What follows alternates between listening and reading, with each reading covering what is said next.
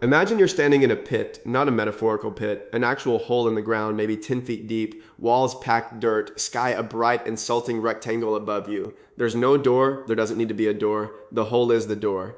Someone lowered you in on a rope a few hours ago, said something you didn't fully catch, and walked away.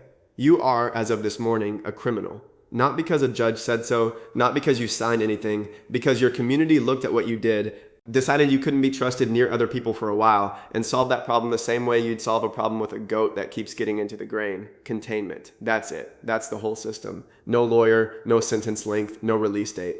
Just you, the dirt, and the slow realization that humans have been doing this to each other for a genuinely embarrassing amount of time. So here's the question we're actually answering today. When did humans first invent jail? Not prison as a modern bureaucratic institution with forms and wardens, jail as an idea. The moment someone first looked at another human being and thought, I'm going to take away your ability to leave, by the end of this video, you'll know exactly how old that idea is, which ancient civilization turned it into actual architecture, and why the pit you're standing in right now is older than writing, older than the wheel, and arguably older than agriculture. Let's go.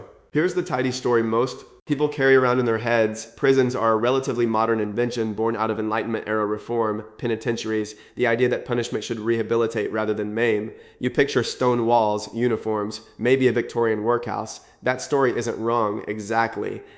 It's just answering the wrong question. It's telling you when jail got organized, not when jail got invented. And the moment you separate those two things, the tidy narrative starts to unravel fast, because confinement, the actual act of physically restricting a human being's movement as a social punishment, doesn't require stone walls, it doesn't require a government, it doesn't even require a permanent structure.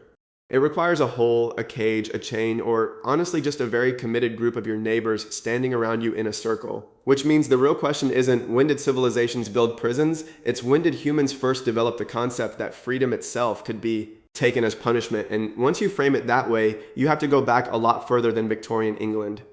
You have to go back before written law existed at all, into a period where the only historical record we have is bones, pits, and the occasional very unlucky skeleton found at the bottom of a well. This video is not going to be a tour of famous prisons. It's going to be an excavation, literally, of an idea that is much, much older and much darker than most people assume. Start with the oldest confirmed physical evidence, and it is appropriately a hole. Archaeologists working in ancient Mesopotamia, specifically in Sumerian city-states around 2000 BCE, have identified structures historians refer to as the House of Straw, a term appearing in early legal texts as a facility for holding people, typically debtors or captured enemies, before trial or ransom. Genuinely. The earliest recorded jail in human history is, translated literally, a hut made of straw. Let that sink in. Humanity's first correctional facility had worse insulation than a garden shed. But don't let the humble materials fool you. The concept baked into that straw hut is the same concept underpinning every supermax facility on Earth today. Separate the person from the population, hold them in a fixed location, and let time itself become the mechanism of consequence.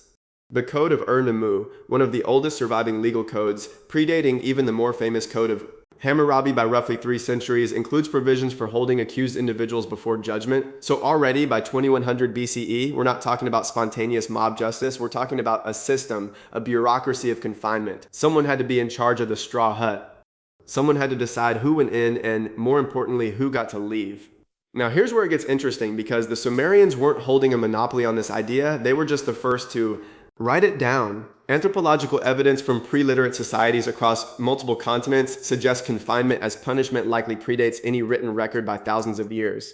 Researchers studying isolated small-scale societies, groups largely untouched by centralized state structures, the kind anthropologists like Christopher Boehm have spent decades documenting, have found that temporary restraint, including tying an individual to a post, confining them to a hut, or physically restricting them within the camp, appears as a conflict resolution mechanism across strikingly unrelated cultures with no contact with one another. That's the part that should genuinely unsettle you. This isn't one culture's clever idea spreading outward like a viral video. It's convergent invention. Groups on different continents, with zero contact, independently arrived at the exact same solution to the exact same problem. What do you do with a person who has become dangerous to the group but whom you're not ready to kill or banish outright? You contain them. The fact that isolated human societies kept reinventing the pit, the hut, and the post without ever comparing notes tells you this isn't cultural, this is closer to instinct. Let's talk about ancient Egypt, because this is where confinement starts getting genuinely bureaucratic. Egyptian records from the Middle Kingdom period, roughly 2000 to 1700 BCE, describe facilities called kenret, often translated as labor prisons, where individuals, frequently debtors, deserters, or people convicted of tax evasion, were held and put to forced work. Here's the part that really matters. Egyptian confinement wasn't purely punitive, it was extractive. You weren't just being held, you were being held and worked, which means somewhere around 4,000 years ago, a government looked at incarceration and thought, we could actually make money off this. That's not a footnote, that's the invention of an idea that has never ever gone away. Modern prison labor systems in dozens of countries, including the United States, still run on essentially the same logic: confinement as both punishment and unpaid or underpaid production. The Egyptians didn't just invent the jail cell, they invented the business model. Now let's go somewhere darker, because you asked implicitly when you clicked on a video with jail in the title. Ancient Rome gives us the Tullianum, a subterranean chamber beneath the Mantini prison in Rome, dating in its earliest form to roughly the 7th century BCE. Unlike the Sumerian straw hut, the Tullianum was not designed to hold you comfortably until trial. It was, functionally, an execution antechamber, a stone pit accessed only through a hole in the ceiling, where condemned prisoners, including notably the Gallic chieftain Vercingetorix after his defeat by Julius Caesar, were lowered down to await death by strangulation or starvation. Sallust, the Roman historian, described it as filthy, dark, and stinking, his words, not exaggerated for effect. And here's the moment of genuine wonder buried in that horror. The Tullianum still exists. You can visit it. Beneath a church in modern Rome, tourists walk down the same stone steps and stand in the same pit where the ancient world's most dangerous political prisoners spent their final hours. 26 centuries of continuous existence, and it has never once stopped being, in some form, a hole where Rome put people it wanted to disappear. Let's talk about medieval Europe, because this is where confinement gets its architectural glow up. The Tower of London, construction beginning in 1078 under William the Conqueror, wasn't originally built as a prison. It started as a royal fortress, but by the 12th century it had become one of Europe's most infamous holding facilities for political prisoners, nobility, and the occasionally spectacularly unlucky. Here's the twist: most people don't know medieval prisoners of sufficient wealth or status could pay for better cells, better food, even visitors. Confinement wasn't a flat experience. It scaled with your bank account, which means the medieval prison system accidentally invented something that should sound very, very familiar to anyone who's ever compared economy and first class on a long flight. The cage was the same, the suffering inside it was negotiable. Now here's the part that really matters, because we've been treating confinement as a Western story, and that's a mistake. Let's talk about Imperial China, because the Qin dynasty, founded in 221 BCE under Qin Shi Huang, ran one of the most systematized penal structures of the ancient world. Legal texts recovered from Shui Hudi in Hubei province, bamboo strips buried with a Qin official and unearthed by archaeologists in 1975, detail an extraordinarily specific legal code, including graduated sentences of hard labor, ranging from a few months to a lifetime, served in facilities specifically distinguished from execution grounds. This is huge, and here's why. The Qin Code didn't just confine people, it ranked confinement, creating tiers of severity the way a modern court hands down sentencing guidelines. Honestly, the sophistication is a little humbling. While parts of the ancient Mediterranean were still treating throw them in the pit as a one-size-fits-all solution, Qin bureaucrats were essentially building a spreadsheet of proportional punishment 2,200 years ago, and it worked well enough structurally that later dynasties, the Han, the Tang, all the way through the Ming, kept refining the same basic architecture, a formal state-run system distinguishing pretrial holding, punitive labor, and capital cases into separate physical facilities. That is not a coincidence. That's an empire recognizing extremely early that confinement is more useful as an administrative tool than as a single blunt punishment. Here's the part that really matters, and the part with genuine moral weight.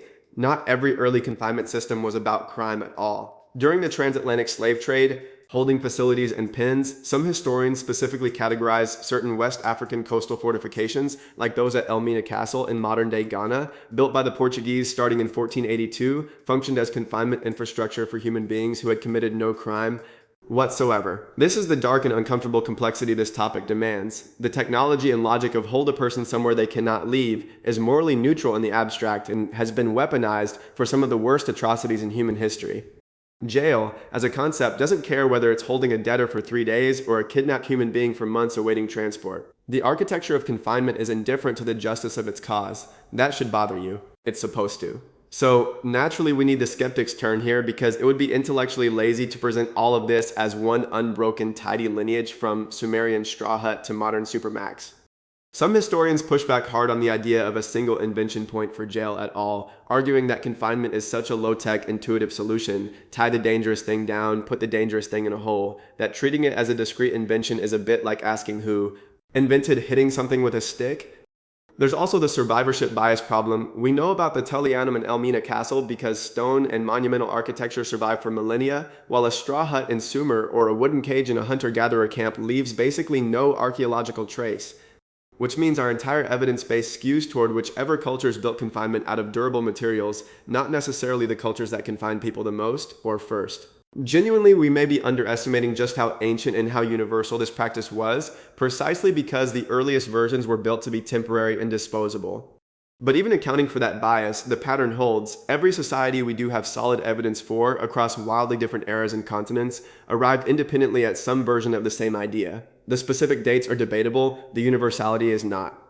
There's a second, more uncomfortable, skeptical objection worth sitting with. Are we even measuring the right thing by calling any of this jail? Some historians argue that lumping the Sumerian debtor's hut, the Roman execution pit, and the kin labor sentence under one umbrella term flattens genuinely different institutions with genuinely different purposes into a single satisfying narrative arc, and satisfying narrative arcs are exactly the kind of thing you should distrust when you're doing history. A debtor's hut is closer to modern bail holding than to a supermax. The Tullianum is closer to a death chamber than a correctional facility. Calling them all early jail risks projecting a modern category backward onto systems that didn't think of themselves that way at all. That's a fair hit, and it's worth taking seriously rather than waving away for the sake of a clean thesis. So why does this actually happen? Zoom out far enough and jail stops looking like a legal institution and starts looking like an evolved social technology for solving a brutally practical problem. What do you do with a dangerous group member when killing them is too costly and letting them roam free is too risky? Evolutionary anthropologists studying small-scale societies point out that early humans lived in groups small enough that losing any adult, even a violent one, to execution carried real costs: lost labor, lost kinship ties, lost genetic contribution to the group's survival. Banishment solved some of that, but banished individuals could still return, retaliate, or join rival groups. Confinement threaded a needle that execution and banishment couldn't. It removed the danger without removing the person permanently, kept them available for labor, ransom, or eventual reintegration, and signaled to the rest of the group that the community had control over consequences without descending into chaotic revenge cycles. Jail, in other words, isn't just a punishment, it's a group's attempt to manage its own violence without spending its own most valuable resource, which is other people. That's not cruelty for its own sake. That's a cost-benefit calculation running in the background of human social behavior for tens of thousands of years, long before anyone wrote it down as law. Think about it in terms of two competing costs, because that's genuinely what's being weighed. Theory number one, execution. Fast, permanent, removes the threat immediately, but expensive in the sense that you permanently lose whatever labor, knowledge, or kinship value that person carried, and you risk retaliation from their family or allies. Theory number two, banishment. Cheaper in the short term, but leaky. Banished people don't vanish, they just become someone else's problem, or worse, come back angrier. Confinement is the awkward, unglamorous middle option that keeps showing up across unrelated cultures precisely because it's the only one that lets a group defer the decision. You don't have to decide right now, forever, what this person's fate is. You just have to decide that today they're going in the hole. That deferral, the ability to postpone an irreversible choice, might be one of the most quietly important social technologies our species ever developed, and it shows up in a straw hut in Sumer just as readily as it shows up in a pretrial holding cell today. And that calculation hasn't gone anywhere. Every time you scroll past a news story about prison reform, every time you binge a true crime documentary about a wrongful conviction, every time your phone buzzes with a notification about some celebrity's arrest, you're plugging into a system whose bones, literally in some archaeological cases, are thousands of years old. The straw hut in Sumer and the Supermax facility outside Colorado are running the same base logic. Contain the threat, let time do the punishing. We just got a lot better at the architecture. Remember that pit from the beginning of this video, the dirt, walls, the rectangle of sky, the person walking away without a word? That scene could be happening in 8000 BCE, in Bronze Age Mesopotamia, in Rome under Caesar, or in a facility a few miles from wherever you're sitting right now. The materials changed, the bars got sturdier, the paperwork got longer. But the core idea, take away someone's freedom to solve a problem you don't know how to solve any other way, is one of the oldest inventions our species ever came up with. Older than the wheel, older than writing, maybe, if some anthropologists are right, older than agriculture itself. So the next time someone says humans invented the wheel, fire, or the printing press first, feel free to mention that we invented the concept of you're not allowed to leave a very, very long time before any of that. Genuinely unsettling, genuinely us. Let that sink in.